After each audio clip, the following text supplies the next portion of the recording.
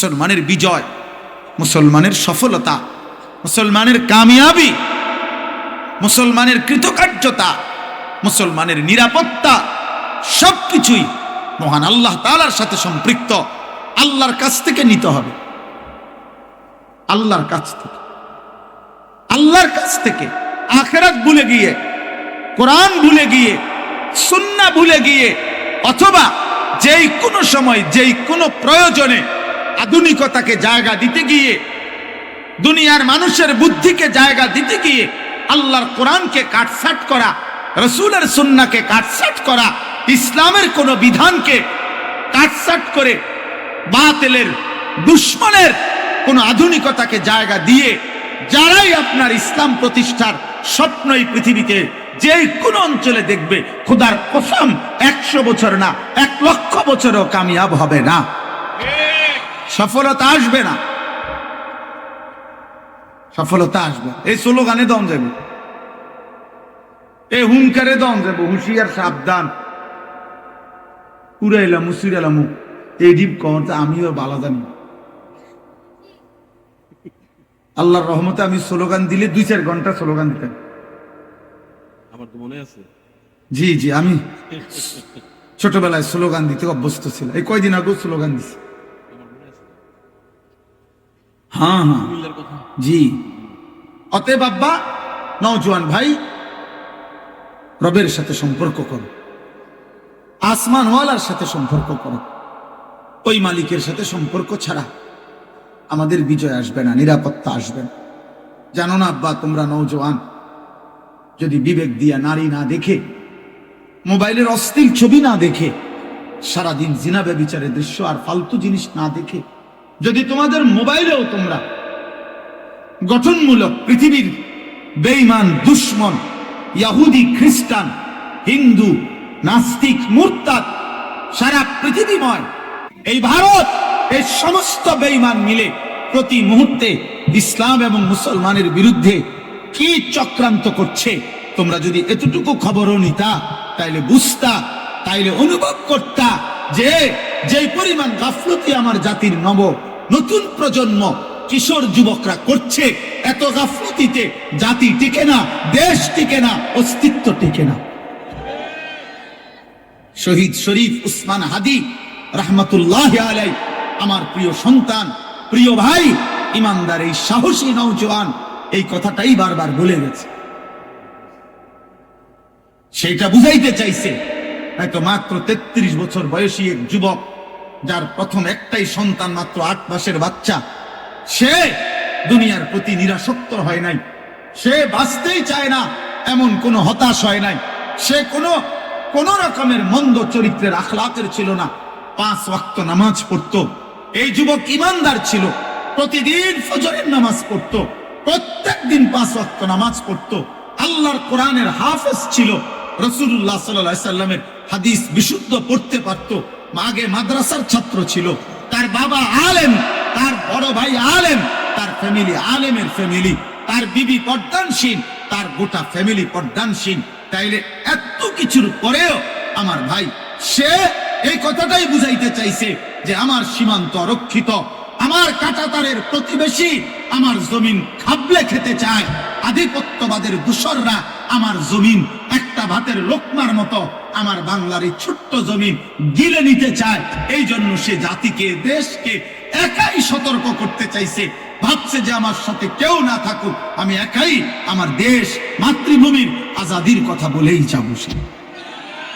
এই জন্য আল্লাহ তাআলা তাকে বলছে যে তুমি চেয়েছিলা একটা সংসদীয় আসনে 500 ভোট, সে বলছিল এবার যদি আমি 500 ভোটও পাই, 5000 ভোটও পাই, তাইলেও আমি নিজেকে ভাগ্যবান বলবো। আল্লাহ তাআলা বলে, না হাদি, আমি তোকে 18 কোটি মানুষের ভালোবাসা দিয়ে দিলাম, 18 কোটি মানুষের সমর্থন দিয়ে দিলাম, সবার ভালোবাসা দিয়ে দিলাম, ভালোবাসা দিয়ে দিলাম। এজন্য কত হাফেজ, আলেম, মুফতি, মুহাদ্দিস, পীর, আউলিয়া, বুজুর্গ, আল্লাহর প্রিয় বান্দারা, বয়স্ক মানুষ, বাচ্চা মানুষ, নারী, পুরুষ, সবাই অকাতরে তার জন্য বাচ্চার মতো কাঁদছে, অঝরে চোখের পানি ফেলছে, চোখের পানি ফেল। এই জন্য কিশোর যুবক ছেলেরা মরিলে এমন মরাই ময়ূর, বাঁচলে এমন বাছাই বাইছ। নারী দেখা দেখা কবরে চলে যায় না। ছবি দেখতে দেখতে এক ওয়াক্ত নামাজ না পড়ে আল্লাহর নাফরমানিয়ার উলঙ্গ ছবি আর এই জিনা ব্যভিচার আর এই মদ জুয়ার আসক্তি জীবন নিয়ে যদি কবরে যাও, তওবা না করো, আল্লাহ যদি মাফ না করে, নাফরমান মনে রাখিস কোন জানোয়ার তোর নাম কোনদিন নেবে না। মানুষ তো দূরে থাকে, কোন জানোয়ারও নেবে না। ফেরাউনের নাম শ্রদ্ধা ভরে কোন কুত্তাও নেয় না। নমরুদের নাম শ্রদ্ধা ভরে কোন কুত্তাও নেয় না। অথচ দুনিয়া তো নমরুদও ভোগ করছে, দুনিয়া তো ভোগ করছে রে আব্বা। দুনিয়ার সবচেয়ে বড় শাসকদের সে একজন। পৃথিবীতে সবচেয়ে বেশি অঞ্চল, সবচেয়ে বেশি এরিয়া যারা শাসন করছে, যাদেরকে দিগ্বিজয়ী শাসক বলে, তার মধ্যে নমরুদ একজন। কি ছোটখাটো বাংলাদেশে শাসন করতেছে? এটা মুরাদনগর, তাইলে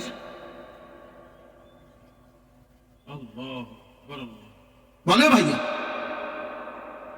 কিন্তু আজ তো পৃথিবীর মানুষ কোন কুত্তার নামও রাখে না নমরুদ।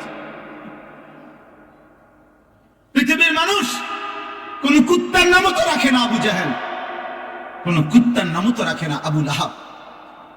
রাখে? কিন্তু 1450 বছর আগে এক ছেলে, নিগ্রু, কালো গোলাম, হাবশি গোলাম, কালো মানুষ, গোলাম কৃতদাস, আল্লাহকে রাজি করে গেছে, রাসূলুল্লাহ সাল্লাল্লাহু আলাইহি সাল্লামের ভালোবাসার হক আদায় করে গেছে। আজ 1450 বছর পরেও লক্ষ কোটি ইমানদারের সন্তানের নাম বেলাল। বেলালের কোনো আঞ্চলিকতা নাই, বেলালের কোনো দেশ নাই, জমিনের সীমানা যে দূর, বেলালের ভালোবাসা। বেলাল কোন অঞ্চলে বলে? বেলালের কোনো সীমানা নাই, বেলালের কোনো কাঁটা তার নাই, বেলাল দিক দিগন্তে। এই জন্য যুবক এমন হয়, আজকে অগণিত ছেলেরা তোমরা এক ওয়াক্ত নামাজ পড়তে মন চায় না। কি জীবন এটা? জানোয়ারের জীবন এটা, মানুষের জীবন না বেটা। সারাদিন বেডি সাজ বেটা, অপদার্থ কোথাকার বেটা, আকামলা। এত আকামলা বুঝি মানুষ হবে? সারাদিন মানুষ বুঝি বেডি সাজ, পাগল। কত হইল নাকি বেটা? চুল কতগুলারে শয়তানের মতো, মুশরিক বেঈমানের মতো বানায়। একটা ছাগল বেটা তোদেরকে, যাদের চুল মুশরিকের মতো, তোর সমবয়সী বেটা, কোন সামান্য তোর সামান্য তোর লগে নারী দেখে, ছবি দেখে, নাচ গান দেখে, মুত্তা ফানি লয় না, এরম দুই চারটা অপদার্থ ছাড়া পৃথিবীর মানুষ যদি কোন ভদ্র, বিবেকবান, কোন ইজ্জত সম্মানওয়ালা মানুষ যদি তোমাদের এই চুল যেগুলো বেঈমানের মতো রাখছো যদি ভালো বলে থাকে, আমারে জানায়ও, আমি আমার নাম পাল্টাই ফেলবো বেটা, আমার নাম বদলাই দেবো বেটা।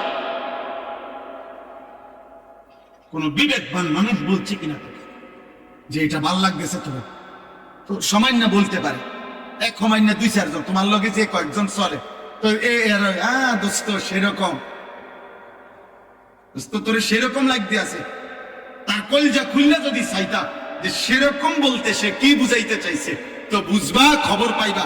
যদি আলটা করাইতা যে সেরকম বলতে তোমার সে কার মতো বলতে চাইছে, এটার যদি আলটা রিপোর্ট আসে, ইসিজি করে, অথবা যদি আলট্রাসোনোগ্রাফি করে, রিপোর্ট আসবে ফুটটা খোরের মতো। হ্যাঁ হ্যাঁ, বাবা খোরের মতো, গাঞ্জা খোরের মতো না, নাহলে তো কি মুরাদনগর বড় মসজিদের ইমাম সাহেবের মতো কথা বলে না কেন? তো তাহলে বাইতুল মোকাররমের মুয়াজ্জিনের মতো, তো কাবা শরীফের খাদিমের মতো, তো ফুটটা খোর, বাবা খোর ছাড়া কি বলেন? গাঁজাখুর বা নেশাখুর ছাড়া আর কার মতো? বলো, একটা ছেলে বলো, প্রতিবাদ করো, মিয়া প্রতিবাদ করে বলো না, আমার দেখতে ইমানদারের মতো লাগে, আমাকে দেখতে চরিত্রবানের মতো লাগে, আমাকে দেখতে ভদ্র মানুষের মতো লাগে।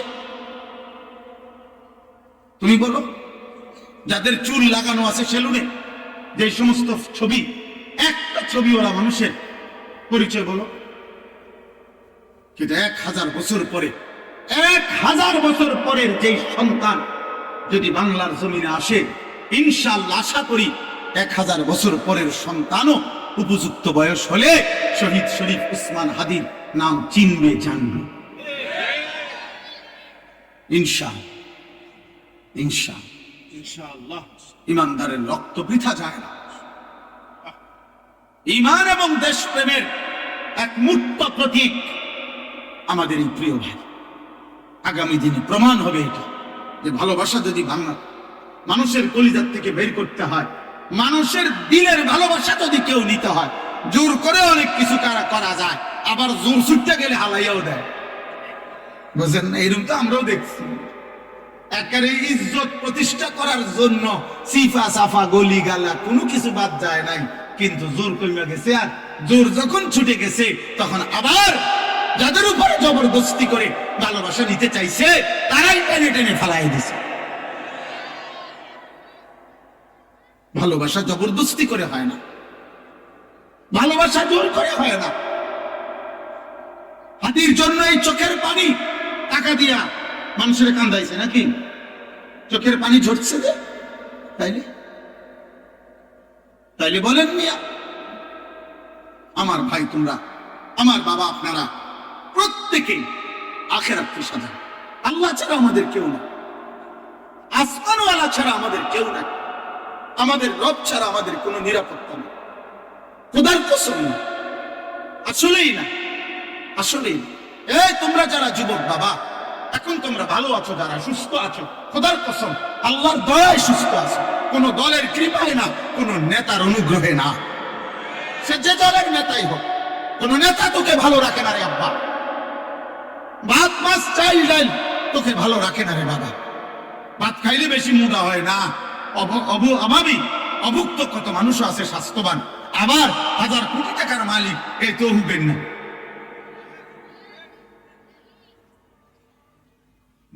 তাহলে এটা কোনো বিষয় না।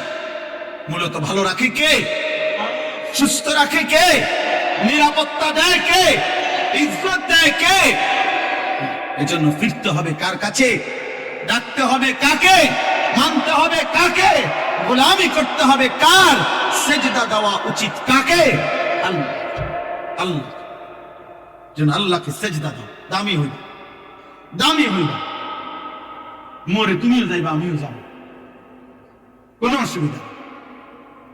আমি আমার ওই দিনও সেদিন কয়েকজন ইদানিং তো একটু বেশি বলতেছে, সাবধানে থাকেন, সতর্ক থাকেন, আর একটু মুসগুস করে কথা কইয়েন, সব ঠিক আছে।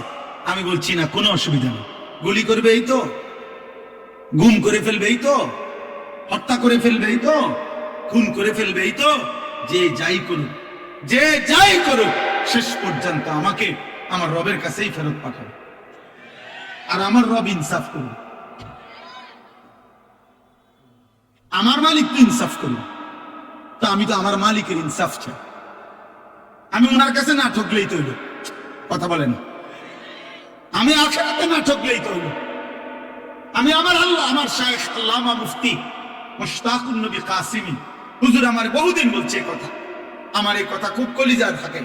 হুজুরে বলছে, মা বাইনি ওয়া বাইন আল্লাহ, বলছে মাওলানা আমার মাঝে আর আল্লাহর মাঝে, এই কথা মনে রাখবেন যে নিজেকে নিজে বলবেন, আমার সাথে আমি আমার আল্লাহর সাথে আমার মুআমালা সাফ।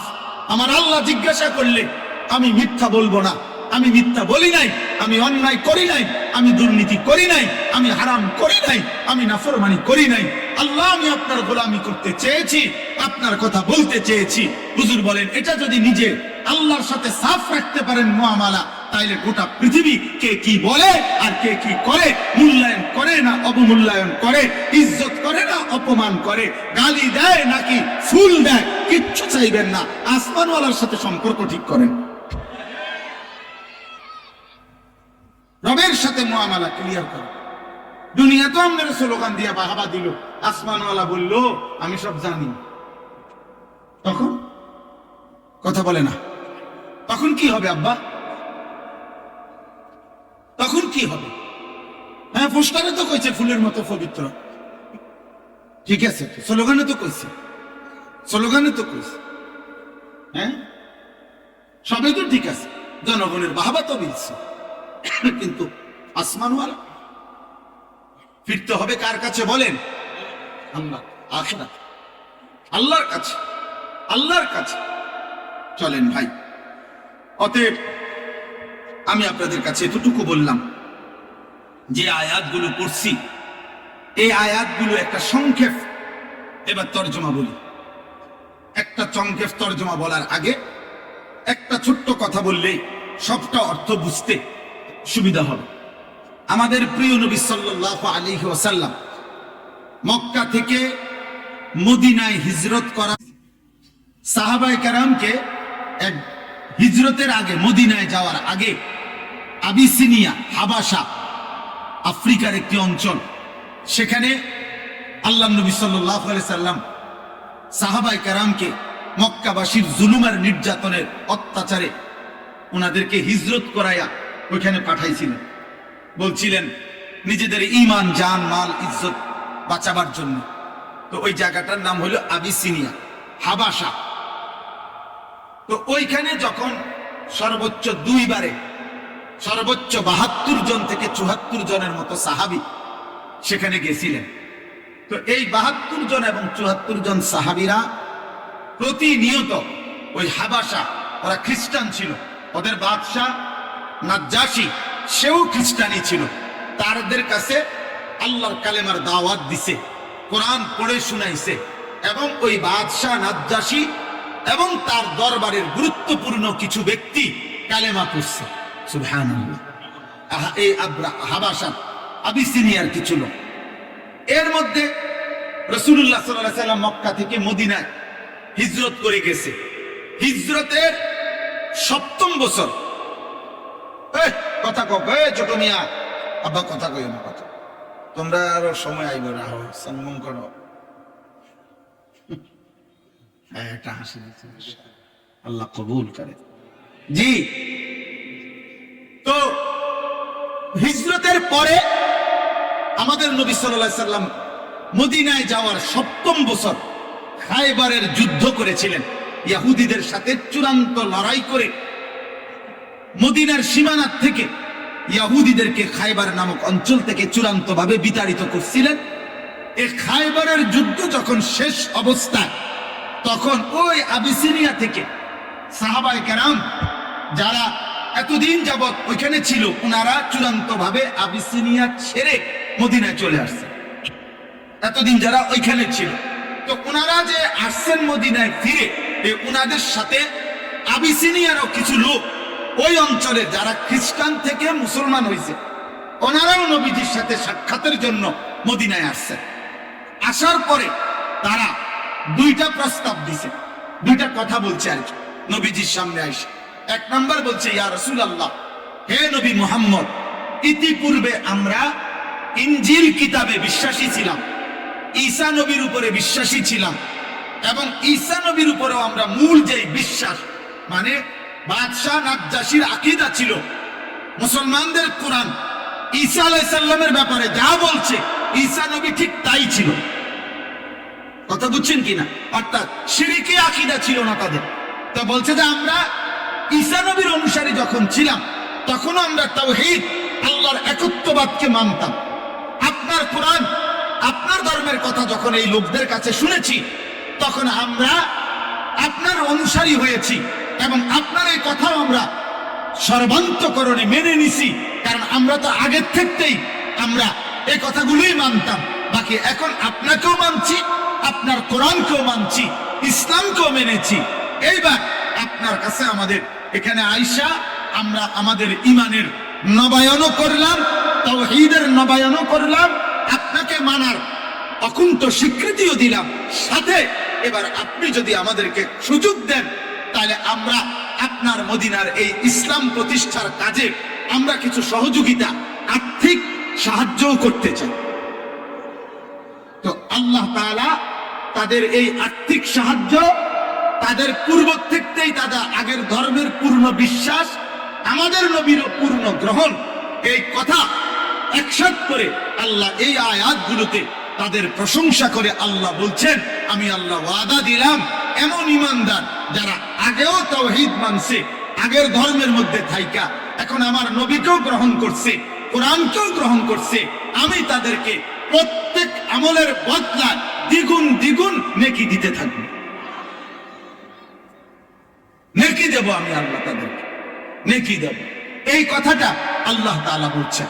এইখানে দেখেন আল্লাহ তাআলা বলেন, ওয়ালাকাদ ওয়াসালনা লাহুমুল কাওলা লাআল্লাহুম ইয়াতাযাক্কারুন। আল্লাহ তাআলা বলেন, আমি আল্লাহ আমার কথা, আমার বাক্য, আমার যেই বক্তব্য, আল্লাহ পাক বলেন আমি সেই কথাগুলো ওয়াসালনা বারংবার পুনরাবৃত্তি করেছি, বারবার নাজিল করেছি, বারবার একই কথা আমি আল্লাহ বলতে চেয়েছি। আল্লাহ তাআলা তাওহীদের কথা বারবার বলছেন কোরআনে, যে লা ইলাহা ইল্লাল্লাহ, লা ইলাহা ইল্লাল্লাহ। আল্লাহর রিসালাতের কথা, রাসূলকে মানো, ইবাদত করো, রাসূলের সব কথা শুনো, এই কথা বারবার কোরআনে বলছেন। 3 নাম্বার আখিরাত, আখিরাতের কথা, কবর হবে, মৃত্যু হবে, হাসর হবে, মিজান হবে, ফুলসিরাত হবে, জান্নাত হবে, জাহান্নাম হবে, এই কথা পুরা কোরআনের মধ্যে একবার কথা বলে না, 2 বার, বারবার। কয়বার? বারবার। রাসূলুল্লাহ সাল্লাল্লাহু আলাইহি সাল্লামকে মেনে নেওয়া, নবী যত ইবাদত আমলের কথা বলছে এগুলো কোরআনে শুধু একবার, বারবার। আল্লাহর প্রতি ঈমান, বিশুদ্ধ নির্ভেজাল একত্ববাদ, এটা আল্লাহকে একবার বলছে, বারবার। এই ওয়াসালনা শব্দের অর্থ এটা। আল্লাহ বলেন, তাফসীরের মধ্যে আছে তাওসীল মানে একটি রশিকে মজবুত করার জন্য আরো রশি, আরো রশি, একটার পর একটা 10টা রশি, 20টা রশি এটার সাথে লাগাইয়া এটারে পেঁচানো, শক্ত করা, মজবুত করা, টাইট করা, এটারে বলা হয় ওয়াসালনা, তাওসীল। তো আল্লাহ বলেন আমার এক একটা কথাকে আমি মজবুত করার জন্য বারংবার নাজিল করেছি, বারংবার, লাআল্লাহুম ইয়াতাযাক্কারুন, যেন আমার বান্দারা উপদেশ গ্রহণ করতে পারে। এই জন্য দোস্ত, এই কথার প্রথম কথা এটা, যুবক ভাই, কিশোর ভাই, বয়স্ক বাবা, পর্দার আড়ালের মা বোন, আল্লাহর কথাগুলো ইমাম সাহেব বলছে, মুয়াজ্জিন সাহেব বলছে, আলেম বলছে, পীর বলছে, বুজুর্গ বলছে, ওয়াইজ বলছে, বক্তা বলছে, একটা আজান দোস্তরে তোমার হায়াতে শুধু একবার যদি আজান দিত, তুমি বলতে আমি একদিন কোন টাইমে আজান দিছে আমি হতাতা ছিলাম, একটা পোস্টার লাগাইছে এটা 15 দিন আসিল, এরপরে কুয়াশায় ঝরে পড়ে গেছে, আমি আর দেখছি না। আল্লাহ বলে, না বান্দা, আজান তো আমি বারবার শুনাইছি, কোরআনের কথাগুলো তো আমি বারবার শুনাইছি, আমার রাসূলের কথা বারবার শুনাইছি, উলামায়ে কেরামের জবান দিয়া জাহান্নামের কথা, আখিরাতের কথা, কবরের কথা আমি বারবার বলাইছি। আমি চেয়েছি এ কথা কমপক্ষে যে আচ্ছা একবার ফেলে দিলা, 2 বার ফেলে দিলা, তোমার তো বিবেকে আসা ছিল, এত ভালো মানুষরা, এত নেককার মানুষরা বারংবার 1450 বছর ধরে যেহেতু বারবার বারবার বারবার বলছে, এ কারণেও তো তোমার কলিজার ভিতরে এটা আসার কথা যে কথাগুলো সত্য, কথাগুলো ঠিক, নলে এতবার বলে কেন? তাইলেও তো আমল করা উচিত। আমি আল্লাহ মনে করছিলাম তুমি উপদেশ দিবা, আমল করবা, কিন্তু তুমি নাফরমান। আমি আল্লাহর এতবারের কথা, এত লক্ষ কথা, আমার রাসূলের এত কথা সবই প্রত্যাখ্যান করলা। তোমার মতো নিকৃষ্ট গাদ্দার আর কে হইতে পারে? এই জন্য একজন যুবক, তুমি বলো আব্বা, গত 365 দিনে কোনদিন যে 5 ওয়াক্ত নামাজ পড়ো নাই, আল্লাহর কথা তুমি এই পর্যন্ত কতবার প্রত্যাখ্যান করো? তুমি কি বলবো আল্লাহর কাছে? বলো ভাই। এই যে এখন খেয়াল করো যে কতগুলো মসজিদ থেকে আজান হতেছে, তাহলে এক এক ওয়াক্ত নামাজের যে যেখানেই থাকুক, বাজারে থাকুক, ঘরে থাকুক, নানার বাড়ি থাকুক, শ্বশুর বাড়ি থাকুক, বাপের বাড়ি থাকুক, বেড়াইতে থাকুক, সবখানেই তো আজান হচ্ছে, হচ্ছে না? তাইলে তুমি কি যুক্তি দিবেন বলে? বেনামাজি কি বলবে? নাফরমান কি বলবে? কেন আল্লাহ আপনার কথা শুনতে পারলাম না, কেন মানি নাই? আহা, কোনো জবাব হবে, কোনো জবাব হবে না, কোনো জবাব না। আল্লাহ আমাদেরকে বুঝ দান করে। এই জন্য প্রিয় ভাই নওজোয়ান, আমি প্রত্যেক দিনে কথা বড় মনের কষ্টের বলি যে যেই কপাল সেজদা দেয় না, যে মুসলমান মুসলমান পরিচয় থাকার পরেও নামাজ পড়ে না, বিশ্বাস করো আমার কেন জানি তারে মানুষের বাচ্চা মনে হয়। আমি তাকে মানুষ মনে করি, আমার দৃষ্টিতে এটা জানো। যদি উপযুক্ত তথ্য প্রমাণ দিয়ে প্রমাণ দিতে হয় ইনশাআল্লাহ আশা করি পারবো, কোরআন সুন্নাহর দলিল দিয়ে। আমি তাকে মানুষ মনে করি। বেনামাজিকে আমার কাছে মানুষ মনে হয়, বেনামাজিকে আমার কাছে জানোয়ার মনে হয়, চতুষ্পদ জন্তু মনে হয়। আমার মনে হয় এক জানোয়ার যেভাবে বুঝছে জীবন মানে খাওয়া, পেশাব, পায়খানা, ঘুম, লজ্জাস্থানের চাহিদা পূরণ, এই নাফরমানও এটাই বুঝছে, এটাই বুঝছে। সে জীবনের এর চাইতে বেশি কিছু বোঝে না, এই জীবনের কোনো অর্থই বোঝে না, সে মানুষ পরিচয়ের কোনো সার্থকতাই বোঝে না। সে শুধু এতটুকুই বুঝছে চাহিদা পূরণ হইতেছে, পেশাবে ধরছে পেশাব করছে, পায়খানা ধরছে পায়খানা করছে, টেহার দরকার পয়সা কামাই করছে, হালাল না হারাম, সুদ না কিস্তি, আরে বাদ দে, টেহার দরকার,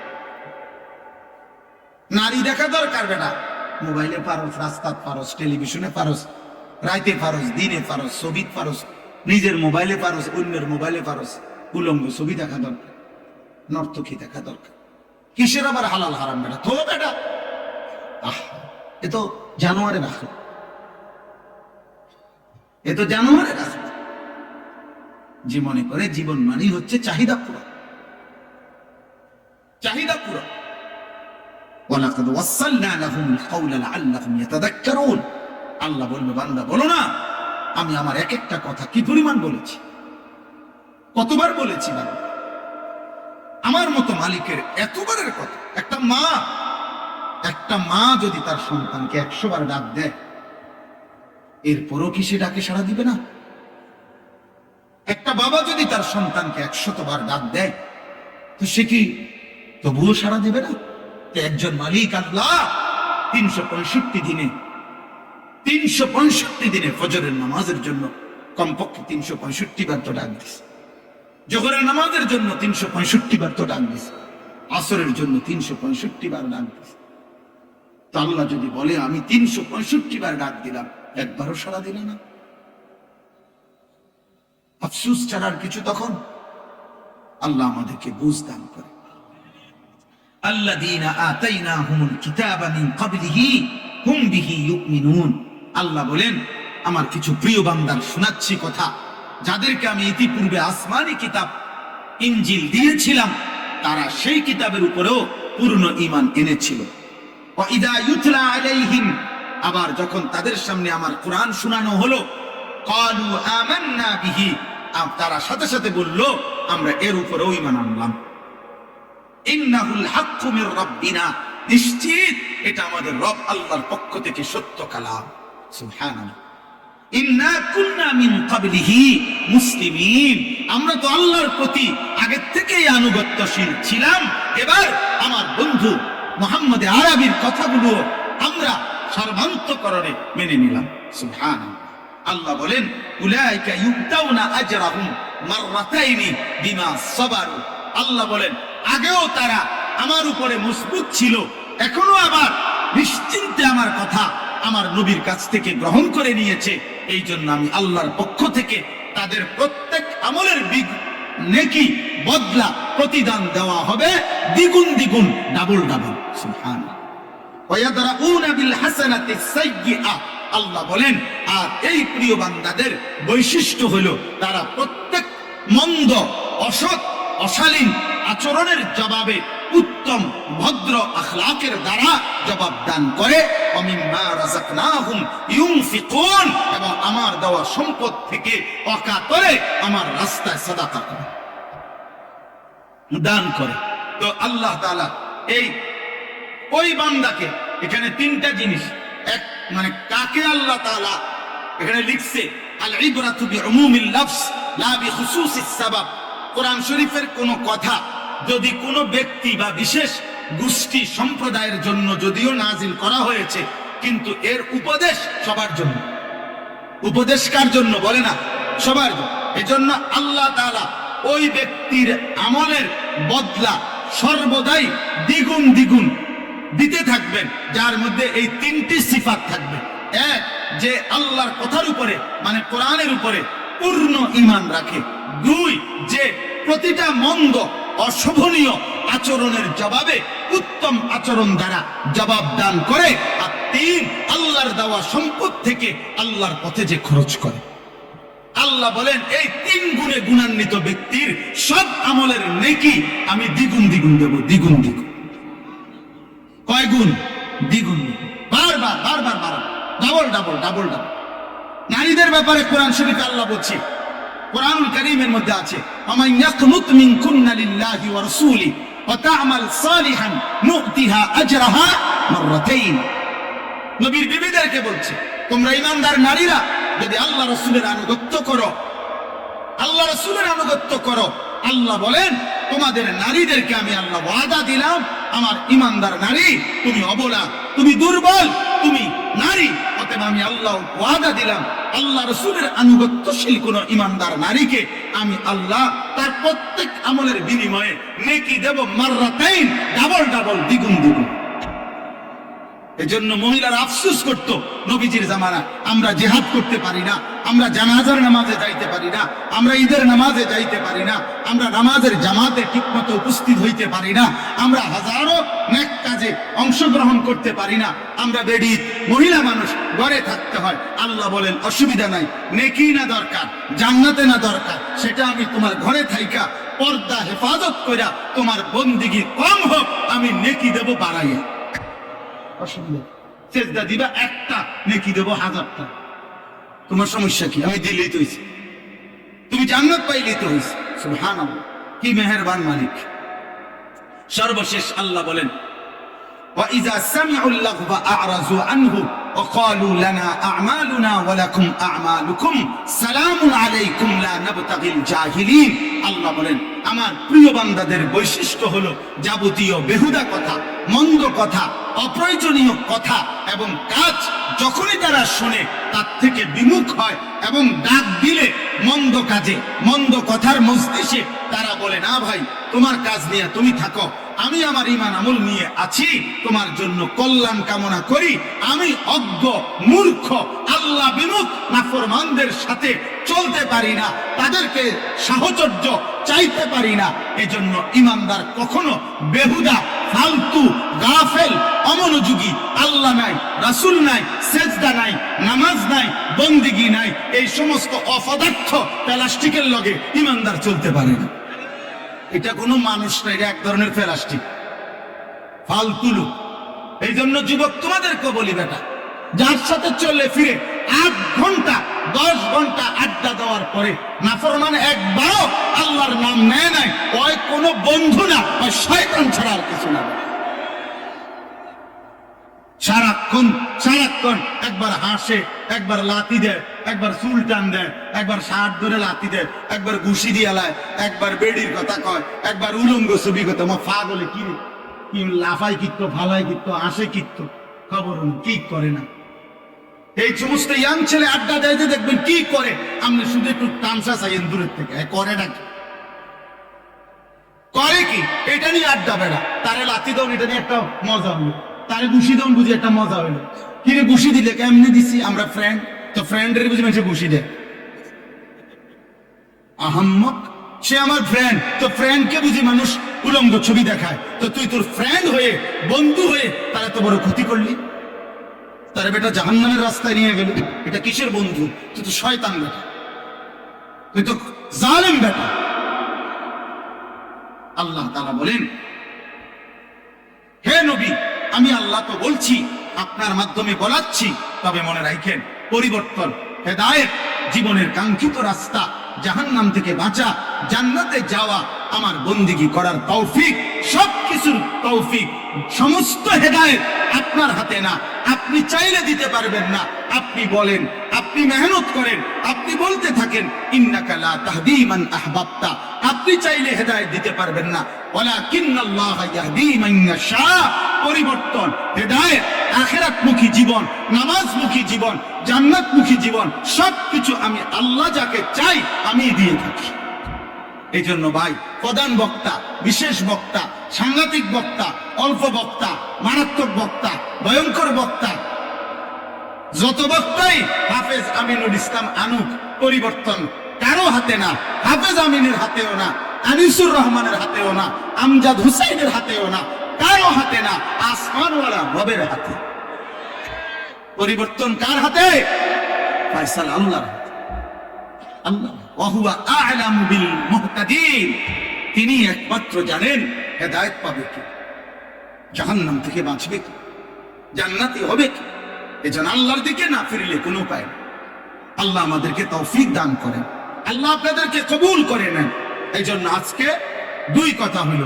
এক কথা হইল আমরা প্রত্যেকে আল্লাহর বারংবার কথা, একই কথা, এই কথাগুলো আমাদের ইনসাফের দাবি, আল্লাহর কথার প্রতি আন্তরিক হওয়া। আল্লাহ তৌফিক দান করেন। আমি 2 মিনিট আর 2 মিনিট আপনাদের কাছে আমার 2 মিনিটের আবদার, সেটা হলো আমার প্রিয় ভাই হাফেজ মাওলানা আমিনুল ইসলাম সাহেব, ওনার এই মাহফিলে আমি গত বছরও আসছি। এই মাদ্রাসা মহব্বত করে আন্তরিকতা নিয়ে শুরু করছেন। আমি আপনাদের কাছে এই 2-4 মিনিট, উঠো না ভাই।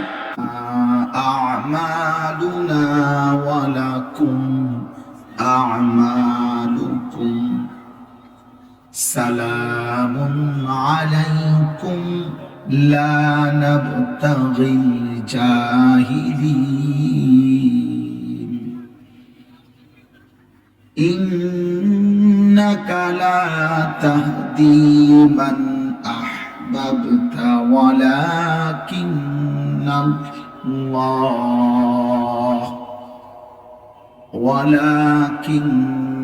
ওয়ালাকিন্নাল্লাহ ইয়াহদি মান ইয়াশা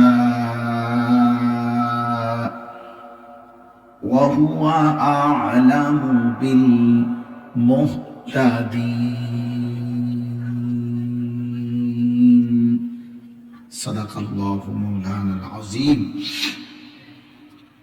وقال نبينا صلى الله عليه وسلم قل آمنت بالله ثم استقم اللهم صل على محمد وعلى آل محمد كما صليت على إبراهيم وعلى آل إبراهيم إنك حميد مجيد اللهم بارك على محمد وعلى آل محمد كما باركت على إبراهيم وعلى آل إبراهيم إنك حميد مجيد سبحانك لا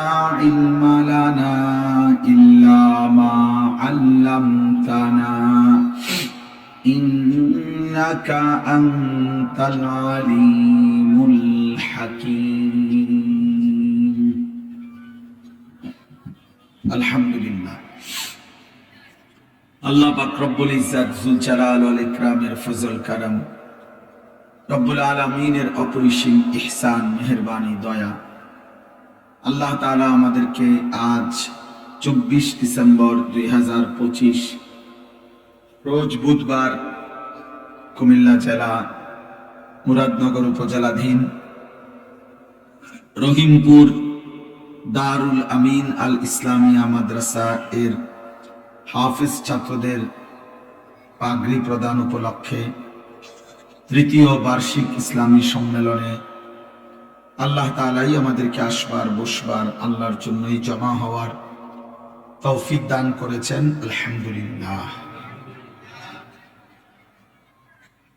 সকলেই মিলে যারা যারা বসছেন, বয়স্ক বাবা, নওজোয়ান ভাই, কিশোর ছেলেরা, সবাই মিলে যার যার আলাদা আলাদা মনোযোগ দিয়ে আল্লাহর কথা শুনলে বরকত হবে। এজন্য মনোযোগের জন্য মোবাইল হাতে ধরে রাখলে, হাতে ধরে মোবাইল ভিডিও রেকর্ড করলে মনোযোগ হয় না, দিল জমে না, মানে কলিজার মধ্যে কথা ঢুকে না। এজন্য আমি নিষেধ করলাম, প্রত্যেকে একজনও মোবাইল হাতে ধরে ভিডিও বা রেকর্ড করবেন না, বরং নিজের জন্য মনোযোগ দিয়ে আল্লাহর কথা শুনো। একদিনে মানুষ বদলায় না, কিন্তু শুনতে থাকলে আল্লাহ তাআলা যখন তৌফিক দেবে, মালিকের দয়া হবে, তো জিন্দেগি বদলায় যাবে। কোরআন সুন্নাহর ইলম এটা আসলে একটা নূর, আলো। ধারাবাহিক পড়তে থাকে, অনেকে শুনতে থাকে। কোন এক সময়, কোন এক মুহূর্তে আল্লাহ তাআলার দয়া হয়, তো তিনি এই ইলম নামের এই নূর বান্দার অন্তরে দিয়ে দেয়। এবার তার দুনিয়া আখিরাত সব আলোকিত হয়ে যায়। এটাই বাস্তব। আমরাও যে মাদ্রাসায় পড়ছি, তো 12 বছর, প্রত্যেক বছরের আলাদা আলাদা কোন বছর কি পড়ছি, যে প্রত্যেক বছরের পড়া আলাদা। যদি এখন বলে যে আপনি বছর ধইরা আলাদা আলাদা বলেন যে 98 সালের পড়াটি কোন, 99 সালের পড়া, এগুলো আলাদা মুখস্থ বলেন, 2000 সালে যেটি পড়ছেন এগুলা বলেন, তো আমরা বলতে পারবো না। এগুলা তো এখন আর মনে নেই। তো তাহলে মনেই যেহেতু নাই, তো সব যেহেতু ভুলেই গেছে, তো আর এলেম হইল কই, তো আর আলেম হইল কই, ওরা কি বুঝতে, তাহলে তো ভুলেই গেছে। তাহলে বোঝা গেল বহু লাইনে লাইনে মুখস্থ রাখা এটা এলেমের বিষয় না। এলেম একটা নূর, আলাদা কিছু, যেটা আল্লাহ তাআলা দান করে। আর সেটা যখন কাউকে দান করে, তো তার দুনিয়া আখিরাত আলোকিত হয়, আলোকিত হয়। এজন্য অপেক্ষা করতে হয় অনেক দিন, আল্লাহর কথা বলা, শোনা, আল্লাহর কথার জন্য নিজের অন্তরকে আগ্রহী করা। আল্লাহ তাআলা বান্দার এটা খুব চায়। ওয়াহদি ইলাইহি মান ইউনিব, কোরআনুল কারীমের মধ্যে আছে, আল্লাহ তাআলা বলেন, আমার যে বান্দা আমার দিকে ঝুঁকে আসে, মান ইউনিব মানে হলো ইনাবাত, অর্থাৎ যে আল্লাহর দিকে ঝুঁকে, আল্লাহ বলেন আমি তার চাইতে বেশি এগিয়ে হেদায়েত দিয়ে দিই। ইনাবাত, আল্লাহর দিকে ঝুঁকতে হয়। এজন্য ইনাবাতের এক অর্থ তওবা, রুজু, আল্লাহর দিকে ফেরো, আল্লাহর দিকে ঝুঁকো। কোরআনুল কারীমের মধ্যে আছে, আল্লাহ তাআলা বলেন, ওয়া আনিবু ইলা রাব্বিকুম ওয়া আসলিমু লাহু মিন ক্বাবলি আন ইয়াতিয়াকুমুল আযাবু সুম্মা লা তুনসারুন। তোমরা তোমাদের রবের দিকে ঝুঁকে পড়ো, তওবা করো, ফিরে আসো।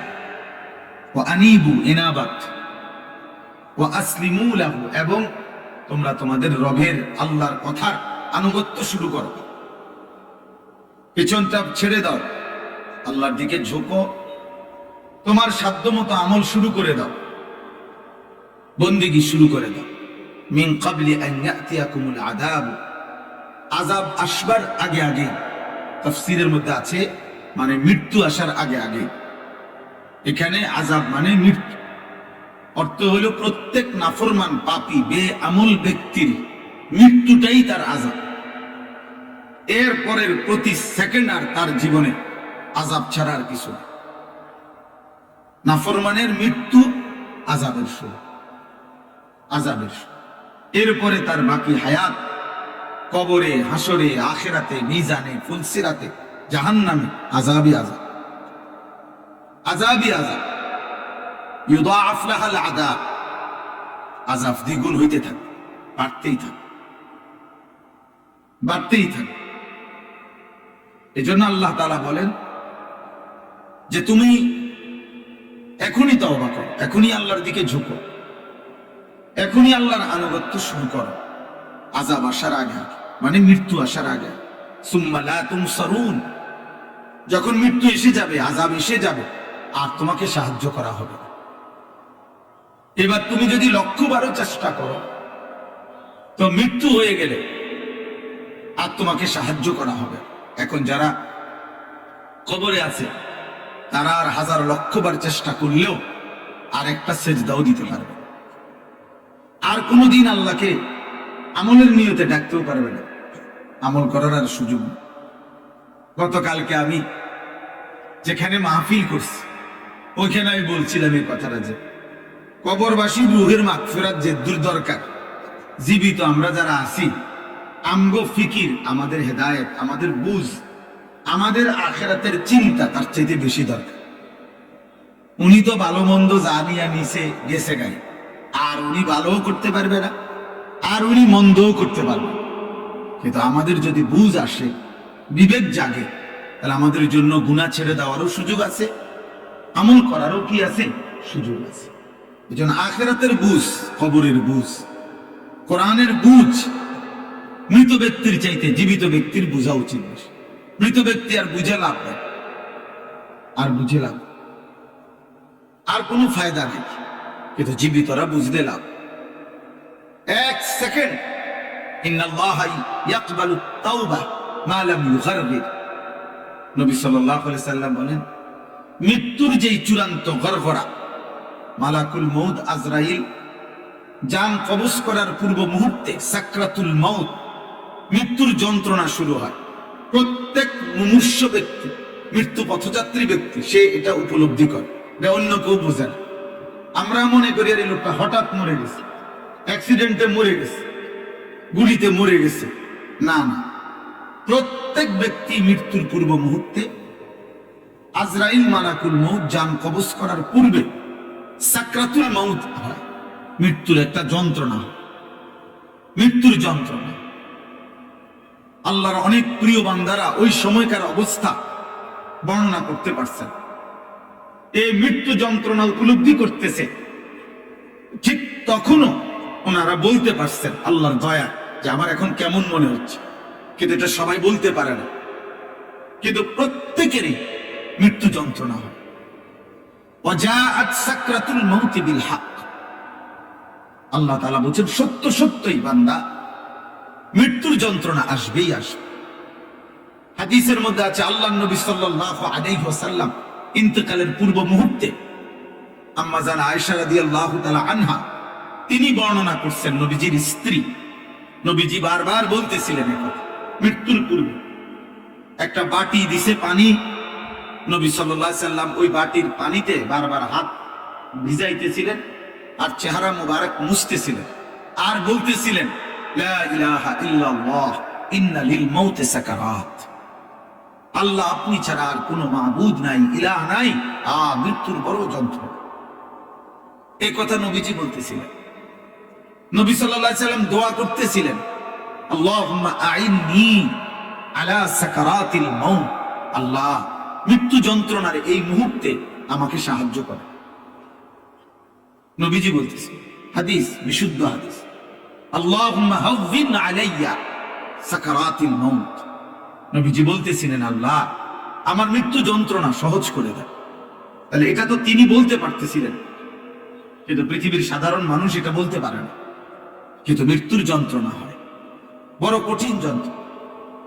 এক সাহাবী হযরত আমর ইবনুল আস রাদিয়াল্লাহু তাআলা আনহু, ওই ভাই মাঝখানে কথা বলেন, হাসো না ভাই। যদি কোনো দুষ্টামি বাকি থাকে বাইরে গিয়ে করলে ভালো। বাইরে আলহামদুলিল্লাহ যথেষ্ট জায়গা আছে, যাদের সংবম করা দরকার বাইরে করলে ভালো। দয়া করে ভিতরে ফাইজলামি করা যাবে, আমি এটা পছন্দ করি। মোবাইল টিপবেন, কথা বলবেন, দুষ্টামি করবেন, ধাক্কাধাক্কি করবেন, হাসি মস্কারি করবেন, বুট বাদাম খাবেন, আমনের মতো বেডই তো আজ না শুনলে ভালো, আকামলা মানুষ না শুনলে ভালো। আমি ব্যক্তিগতভাবে ভোট প্রার্থনার জন্য ওয়াজ করি না, আমার কোনো মার্কা নাই, আমি কোনো মার্কার পক্ষে প্রচারণাও করি না। অতএব আমি কোনো জনসমর্থন খুব বেশি চাই না, ব্যাপক জনসমর্থন আমার দরকার না, দরকার নেই। আমি কিরমু জনসমর্থন দেব, আমার আখিরাত দরকার। আল্লাহ মাফ করলে একজনকে বলার দ্বারাও মাফ করতে পারে, আল্লাহ না মাফ করলে 1 কোটি কি বলার পরেও যদি মাফ না করে, তো আর বেল আসেনি, তো আর আমি এটা করবো কি, আমি এটা করবো কি? এজন্য কোনো খামখেয়ালি করা যাবে, যার খামখেয়ালি করা দরকার চলে গেলে ভালো, কোনো অসুবিধা। আমি 4 জন মানুষের সামনে কত ওয়াজ করছি, 10 জন মানুষের সামনে ঘড়ির ঘন্টা 4 ঘন্টা ওয়াজ করছি। আজ থেকে কি মনে হয় 200 বছর আগে? তো তাইলে বুঝেন নাই কথাটা? এটা কোনো বিষয় না, বিষয় না। এখন মাহফিল বেশি না কম, জনপ্রিয়তা বেশি না কম, এগুলো দেখি ঘাস কাটবো না। আমার মাহফিল ওই দিকে সব আছে, 14 গ্রাম ফেনি আমার 2টা মাহফিল আছে, কিন্তু এমন একজন বেজাইলা মানুষ আমারে দাওয়াত দিচ্ছে যে যার কারণে আসতেছে এই উল্টা যাবে। আলহামদুলিল্লাহ 3টার সময় রওনা দিছি কুমিল্লা ক্যান্টনমেন্ট থেকে। মাগরিবের আজান যখন দেয় তখন 30, এরপরে 35 আইলাম। কি বুঝলেন? কি আশাটা আইলাম? হাইটতে আইলে আমার মনে হয় আরো আগে আসা হতো যদি কোন চাঁড়া দিতাম। চিন্তা করছেন কি জ্যাম, মানে কি অবস্থা। ক্যান্টনমেন্ট থেকে নিয়ে পর্যন্ত হালাতটা এত জঘন্য যে ভাষায় বর্ণনা করার মতো। বংশনগরের কি অবস্থা, দেবিদ্বারের কি অবস্থা। এখানে আপনার ওই যে ইংলাবাড়ির পরে যে দিক দিয়ে রাস্তা, এটা একেবারে মানে সদর বদর অবস্থা, শুনে কোন কুল কিনারা নেই।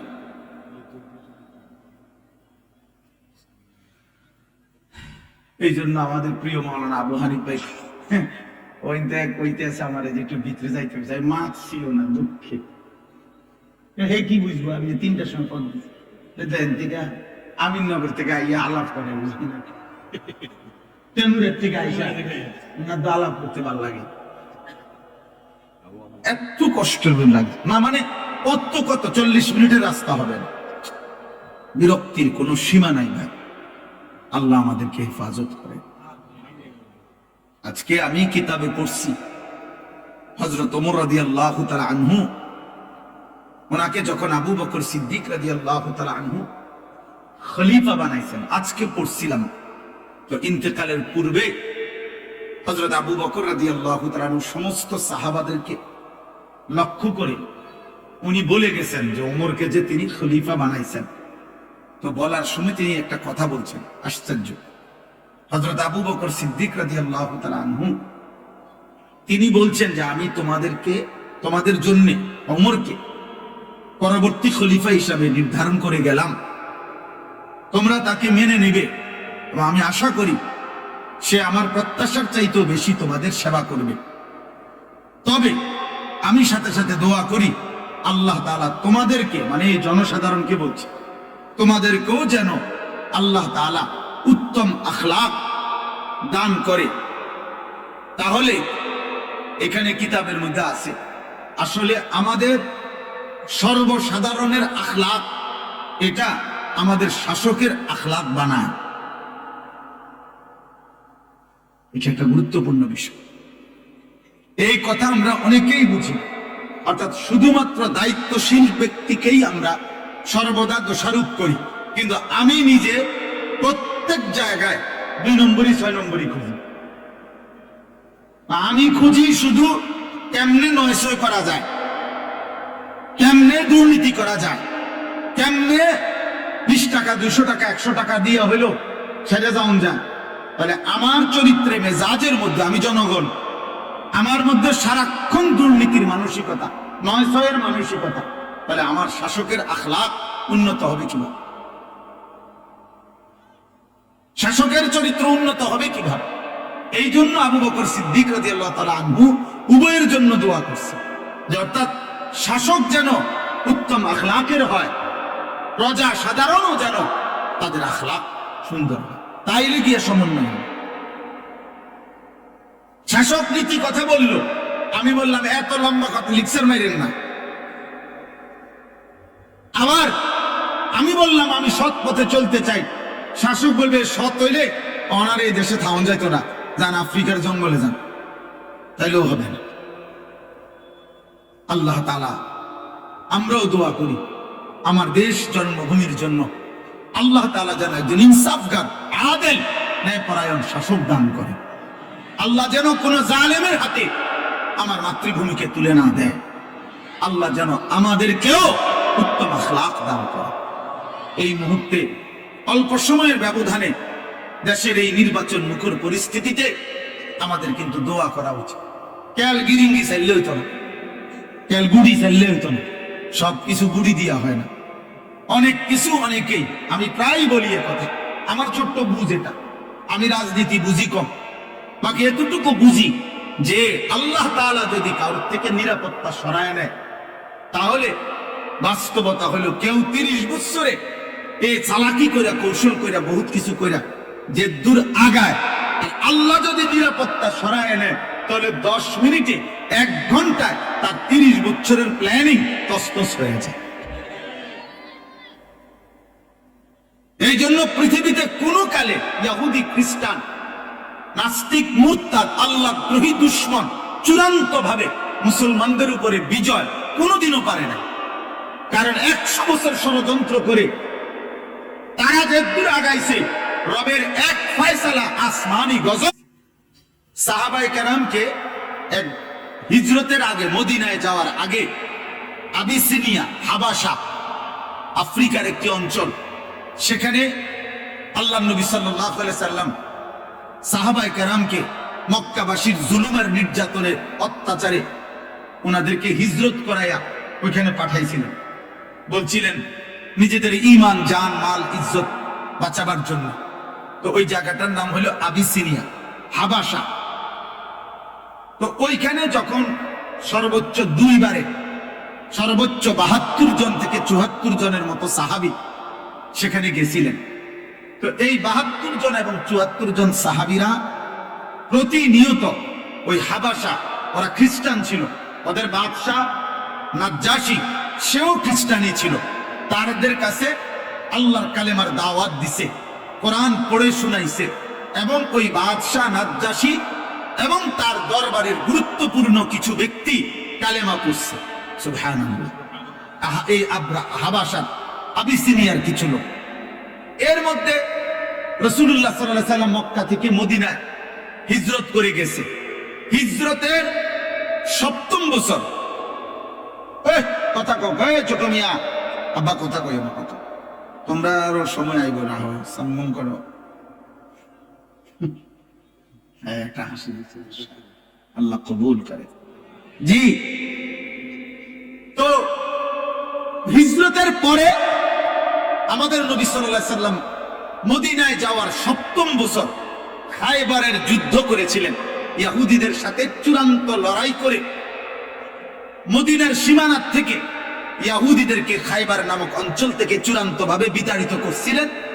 এই খায়বারের যুদ্ধ যখন শেষ অবস্থায়, তখন ওই আবিসিনিয়া থেকে সাহাবায়ে কেরাম যারা এতদিন যাবত ওইখানে ছিল, ওনারা চূড়ান্ত ভাবে আবিসিনিয়া ছেড়ে মদিনায় চলে আসছে।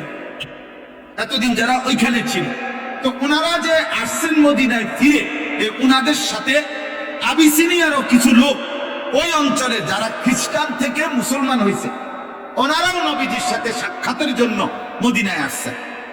আসার পরে তারা 2টা প্রস্তাব দিছে, 2টা কথা বলছে আর কি নবীজির সামনে আসে।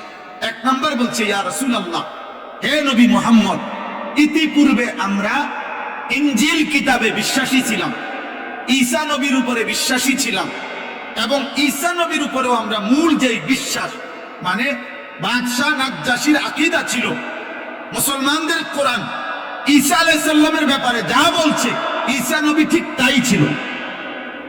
কথা বুঝছেন কিনা? অর্থাৎ শিরকি আকীদা ছিল না তাদের। তা বলছে যে আমরা ঈসা নবীর অনুসারী যখন ছিলাম, তখন আমরা তাওহীদ, আল্লাহর একত্ববাদকে মানতাম। আপনার কোরআন, আপনার ধর্মের কথা যখন এই লোকদের কাছে শুনেছি, তখন আমরা আপনার অনুসারী হয়েছি, এবং আপনার এই কথাও আমরা সর্বান্তকরণে মেনে নিছি। কারণ আমরা তো আগের থেকেই আমরা এই কথাগুলোই মানতাম। বাকি এখন আপনাকেও মানছি, আপনার কোরআনকেও মানছি, ইসলামকেও মেনেছি। এইবার আপনার কাছে আমাদের এখানে আইসা আমরা আমাদের ঈমানের নবায়নও করলাম, তাওহীদের নবায়নও করলাম, আপনাকে মানার অকুণ্ঠ স্বীকৃতিও দিলাম। সাথে এবার আপনি যদি আমাদেরকে সুযোগ দেন, তাহলে আমরা আপনার মদিনার এই ইসলাম প্রতিষ্ঠার কাজে আমরা কিছু সহযোগিতা, আর্থিক সাহায্যও করতে চাই। তো আল্লাহ তাআলা তাদের এই আর্থিক সাহায্য, তাদের পূর্ব থেকেই তাদের আগের ধর্মের পূর্ণ বিশ্বাস, আমাদের নবীরও পূর্ণ গ্রহণ, এই কথা একসাথ করে আল্লাহ এই আয়াতগুলোতে তাদের প্রশংসা করে আল্লাহ বলছেন, আমি আল্লাহ ওয়াদা দিলাম এমন ঈমানদার যারা আগেও তাওহীদ মানছে, আগের ধর্মের মধ্যে থাইকা এখন আমার নবীকেও গ্রহণ করছে, কোরআনকেও গ্রহণ করছে, আমি তাদেরকে প্রত্যেক আমলের বদলা দ্বিগুণ দ্বিগুণ নেকি দিতে থাকবে। নেকি দেব আমি আল্লাহ তাদের, নেকি দেব। এই কথাটা আল্লাহ তাআলা বলছেন। এইখানে দেখেন আল্লাহ তাআলা বলেন, ওয়ালাকাদ ওয়াসালনা লাহুমুল কাওলা লাআল্লাহুম ইয়াতাযাক্কারুন। আল্লাহ তাআলা বলেন, আমি আল্লাহ আমার কথা, আমার বাক্য, আমার যেই বক্তব্য, আল্লাহ পাক বলেন আমি সেই কথাগুলো ওয়াসালনা বারংবার পুনরাবৃত্তি করেছি, বারবার নাযিল করেছি, বারবার একই কথা আমি আল্লাহ বলতে চেয়েছি। আল্লাহ তাআলা তাওহীদের কথা বারবার বলছেন কোরআনে, যে লা ইলাহা ইল্লাল্লাহ, লা ইলাহা ইল্লাল্লাহ। আল্লাহর রিসালাতের কথা, রাসূলকে মানো, ইবাদত করো, রাসূলের সব কথা শোনো, এই কথা বারবার কোরআনে বলছেন। 3 নাম্বার আখিরাত, আখিরাতের কথা, কবর হবে, মৃত্যু হবে, হাসর হবে, মিজান হবে, ফুলসিরাত হবে, জান্নাত হবে, জাহান্নাম হবে। এই কথা পুরা কোরআনের মধ্যে একবার, কথা বলে না, 2 বার, বারবার। কয়বার? বারবার। রাসূলুল্লাহ সাল্লাল্লাহু আলাইহি সাল্লামকে মেনে নেওয়া, নবী যত ইবাদত আমলের কথা বলছে এগুলো কোরআনে শুধু একবার, বারবার। আল্লাহর প্রতি ঈমান, বিশুদ্ধ নির্ভেজাল একত্ববাদ, এটা আল্লাহ কি একবার বলছে? বারবার। এই ওয়াসালনা শব্দের অর্থ এটা। আল্লাহ বলেন, তাফসীরের মধ্যে আছে তাওসীল মানে একটি রশিকে মজবুত করার জন্য আরো রশি, আরো রশি, একটার পর একটা 10টা রশি, 20টা রশি এটার সাথে লাগাইয়া এটারে পেঁচানো, শক্ত করা, মজবুত করা, টাইট করা, এটারে বলা হয় ওয়াসালনা, তাওসীল। তো আল্লাহ বলেন আমার এক একটা কথাকে আমি মজবুত করার জন্য বারংবার নাজিল করেছি, বারংবার, লাআল্লাহুম ইয়াতাযাক্কারুন, যেন আমার বান্দারা উপদেশ গ্রহণ করতে পারে। এই জন্য দোস্ত, এই কথার প্রথম কথা এটা, যুবক ভাই, কিশোর ভাই, বয়স্ক বাবা, পর্দার আড়ালের মা বোন, আল্লাহর কথাগুলো ইমাম সাহেব বলছে, মুয়াজ্জিন সাহেব বলছে, আলেম বলছে, পীর বলছে, বুজুর্গ বলছে, ওয়াইজ বলছে, বক্তা বলছে, একটা আজান দোস্তরে তোমার হায়াতে শুধু একবার যদি আজান দিত, তুমি বলতে আমি একদিন কোন টাইমে আজান দিছে আমি হঠাৎ ছিলাম, একটা পোস্টার লাগাইছে এটা 15 দিন আসিল, এরপরে কুয়াশায় ঝরে পড়ে গেছে, আমি আর দেখছি না। আল্লাহ বলে, না বান্দা, আজান তো আমি বারবার শুনাইছি, কোরআনের কথাগুলো তো আমি বারবার শুনাইছি, আমার রাসূলের কথা বারবার শুনাইছি, উলামায়ে কেরামের জবান দিয়া জাহান্নামের কথা, আখিরাতের কথা, কবরের কথা আমি বারবার বলাইছি। আমি চেয়েছি এ কথা কমপক্ষে যে আচ্ছা একবার ফেলে দিলা, 2 বার ফেলে দিলা, তোমার তো বিবেকে আশা ছিল, এত ভালো মানুষরা, এত নেককার মানুষরা বারংবার 1450 বছর ধরে যেহেতু বারবার বারবার বারবার বলছে, এ কারণেও তো তোমার কলিজার ভিতরে এটা আসার কথা যে কথাগুলো সত্য, কথাগুলো ঠিক, মানে এতবার বলে কেন? তাইলেও তো আমল করা উচিত। আমি আল্লাহ মনে করছিলাম তুমি উপদেশ নিবা, আমল করবা, কিন্তু তুমি নাফরমান। আমি আল্লাহর এতবারের কথা, এত লক্ষ কথা, আমার রাসূলের এত কথা সবই প্রত্যাখ্যান করলাম। তোমার মতো নিকৃষ্ট গাদ্দার আর কে হইতে পারে? এই জন্য একজন যুবক, তুমি বলো আব্বা, গত 365 দিনে কোনদিন যে 5 ওয়াক্ত নামাজ পড়ো নাই, আল্লাহর কথা তুমি এই পর্যন্ত কতবার প্রত্যাখ্যান করবে?